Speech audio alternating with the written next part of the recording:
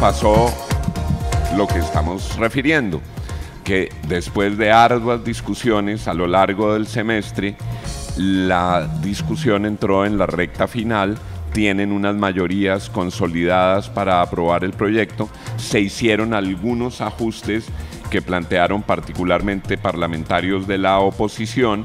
Hoy se espera que termine el trámite en las comisiones conjuntas porque tiene un mensaje de urgencia y debe ir a las plenarias por separado, a la plenaria de Cámara y a la plenaria de Senado.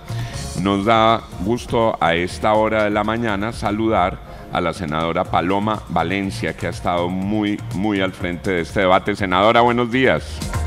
Muy buenos días, doctor Juan. Un saludo especial para usted, el equipo de la FM y todos sus oyentes. ¿Qué la tranquiliza después de estos días de debate y qué la sigue preocupando frente a la jurisdicción agraria? Pues, doctor Juan, yo he sido enemiga de la idea de que se necesitara una nueva jurisdicción. Yo creo que eso no era cierto. Creo que aquí lo que se necesitaba era simplemente acoplar unos jueces que estuvieran en los territorios más apartados, es que el equipo básico de un municipio pues incluyera un juez y que esos jueces además fueran promiscuos de manera que pudieran atender todas las causas del municipio y tuvieran además la obligación de en determinados días de la semana desplazarse a las veredas.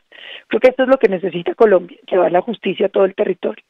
Sin embargo, pues es una realidad, ellos ya cambiaron la Constitución, sacaron la ley estatutaria, pues y no hemos podido convencerlos de que lo que necesita Colombia era otra cosa. Entonces, pues en mi tierra dicen de los males el menos peor.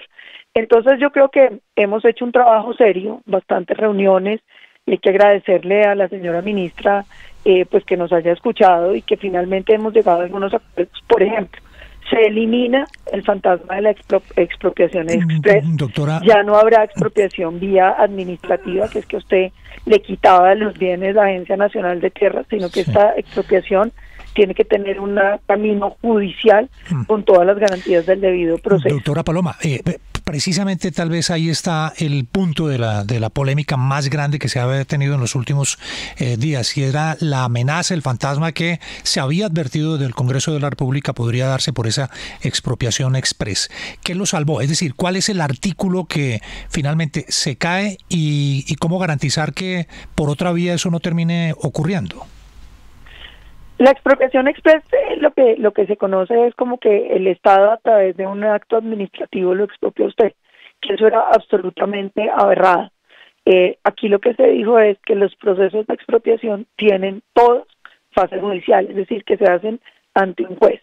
La expropiación en Colombia existe, así uno no esté de acuerdo, pero tiene que ser con indemnización, con debido proceso y por supuesto de una manera que permita que se pase al valor comercial los bienes y se paguen al valor comercial.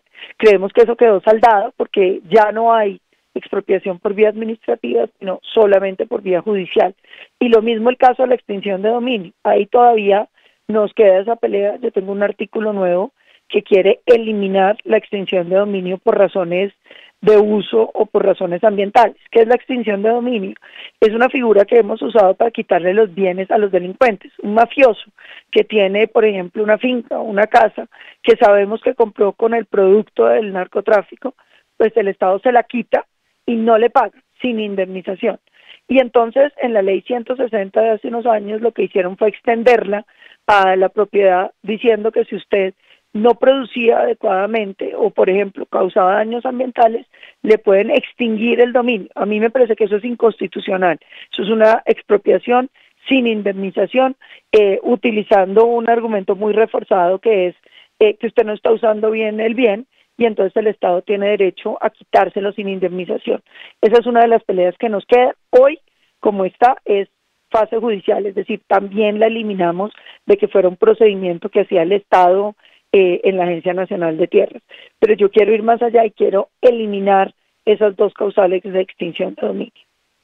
Senadora, ¿qué pasa en los casos y en los territorios donde son las comunidades indígenas las que avanzan sobre la propiedad privada y cómo manejar esta situación en términos de expansión de resguardos? Pues eso es muy difícil. El proyecto obviamente no entra en ninguno de los temas polémicos, como por ejemplo la expansión de resguardos, las zonas campesinas, porque de todas maneras esos son temas que me parece que son los temas que debería abordar si uno quiere hablar de los problemas agrarios. Lo que sí logramos hacer es quitar el principio de permanencia agraria, que era un principio que decía que si usted había invadido una tierra no lo podían sacar, sino de acuerdo al ciclo productivo de los cultivos. Entonces nosotros lo que hicimos fue decir, eso tiene sentido cuando por ejemplo usted está ocupando un baldío de manera ilegal y lo van a sacar, pues no lo pueden sacar si usted no ha terminado de recoger. Entonces lo que se hizo fue dejar un principio que respeta los ciclos en las posesiones pacíficas, es decir, en aquellas que no tienen oposición, en las que la persona ha estado ahí y no hay nadie sacándolo. Creo que eso garantiza pues que el principio de permanencia agraria no se vuelva una manera de incentivar las invasiones a tierra. Entonces, creo que eso también quedó bien resuelto. Sí, senadora, había una preocupación importante y era qué iba a pasar en algunos casos con las funciones administrativas de la Agencia Nacional de Tierras, porque hubo unas alertas señalando que la resolución de estos conflictos no quedaban únicamente en manos de los jueces, sino que se le incrementaban de manera relevante las funciones a la ANT y que la ANT también iba a quedar con esas funciones de resolver los conflictos. ¿Eso quedó así? Digamos que la ANT va a tener muchas funciones, pero muy parecidas a las que tiene hoy en día. Creo que el gran tema es el tema de baldíos. Y yo me permito explicarle a los oyentes que nos están escuchando este tema, que tal vez es uno de los más importantes, además de los de propiedad. En Colombia nosotros tenemos 3 títulos originarios en la propiedad. Uno que fueron los resguardos coloniales que entregó la corona, y otras las cédulas reales que la corona le entregó en propiedad, y el resto son baldíos de la nación. Es decir, en Colombia la nación es dueña de un porcentaje muy significativo de bienes y de predios. ¿Cuántos son los predios que eran de la nación? No se sabe, nadie sabe el porcentaje, pero se habla de un 30% de los predios del país que serían de la nación. Lo que pasa es que entre 1936 y 1994, la nación, el primer gobierno que fue el de López Pumarejo, dijeron, no señor, nosotros vamos a entregar esos baldíos y la persona que vaya y explote esos baldíos tiene derecho a que se dé. Entonces, entre 1936 y 1994, cogerse los baldíos de la nación fue una acción legal. No importaba quién fuera usted, no importaba en qué lugar de Colombia, si usted iba y tomaba posesión, desarrollaba y explotaba el baldío, usted se hacía dueño de él. ¿Qué pasó? Muchos de esos baldíos surtieron un trámite efectivamente de adjudicación, otros la gente empezó el trámite, no lo terminó, otros no hizo el trámite.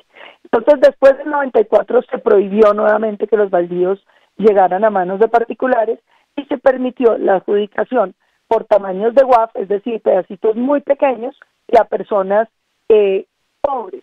Entonces, a partir de ahí surge una nueva reglamentación. Entonces el gobierno quiere repartir tierra hoy. ¿Y cuál es la estrategia? Recuperar los baldíos. ¿Cuáles son baldíos de la nación? Dificilísimo aclararlos. No se sabe si usted viene de los del 36 al 94, si usted es adicional posterior a eso y entonces tiene los límites de la UAF. Es decir, ahí hay un enredo jurídico gigantesco. El gobierno lo que quería es que la Agencia de Tierras resolviera todo eso. Nosotros ayer llegamos a un acuerdo que es muy importante y es la clarificación de baldíos, es decir, qué es baldío y qué no, como el deslinde, qué es baldío y qué hace parte de los bienes públicos, es decir, de playas, de playones, de ciénagas, de parques nacionales. Eso, cuando hay oposición, es decir, cuando el ciudadano afectado no está de acuerdo, tiene que ir al juez, y será el juez, a través de una jurisprudencia larga, calmada, bien planeada, la que vaya estableciendo los principios de cómo se va a resolver el tema de los baldíos en el país, que es complicadísimo. Creemos que con esas dos garantías, pues vamos a garantizar los derechos de los colombianos a defender la propiedad cuando haya baldíos en las escrituras. Porque imagínense lo que podría pasar. Una tierra que lleva 80 años vendiéndose, comprándose, que ha tenido 5 o 6 transacciones, de pronto venía la agencia de tierras y dice, no, eso es baldío, y se la quitaba a la persona. aquí vamos a dar las garantías judiciales para que el ciudadano se pueda defender. Son las 6 de la mañana y 46 minutos. Escuchan a la senadora Paloma Valencia en el proyecto de jurisdicción agraria que está llegando a sus últimos artículos en las comisiones conjuntas. Senadora, muchas gracias por haber estado con nosotros esta mañana. Muchísimas gracias, doctor Juan. Ahí vamos en esta lucha de un proyecto que es bien difícil, pero que esperamos que salga de la mejor manera con la protección de los derechos de los colombianos. Muchas gracias. Gracias a usted. 646 la FM. Las noticias como son. Navidad en Boyacá se vive en familia. Y este año vuelve el tren.